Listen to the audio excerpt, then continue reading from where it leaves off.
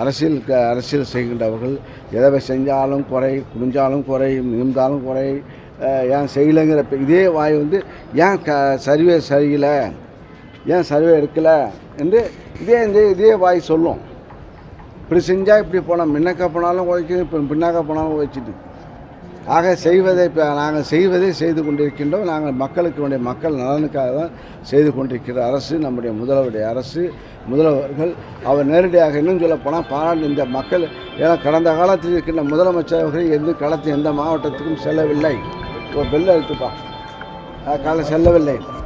இப்போ துணை முதலமைச்சர் பொறுப்பேற்ற உதயநிதி அவரும் இப்போ களப்பணியை ஆற்றி கொண்டிருக்கிறார்கள். ஆக எல்லோரும் சேர்ந்து இங்கே முதல்வரும் அவங்க செல்லார்கள், இங்கே துணை முதலமைச்சர் செல்கிறார்கள், அமைச்சர்கள் செல்கிறார்கள். செல்லும் என்பது எல்லோருக்கும் தான் நல்லது. ஆக எல்லாம் எந்தெந்த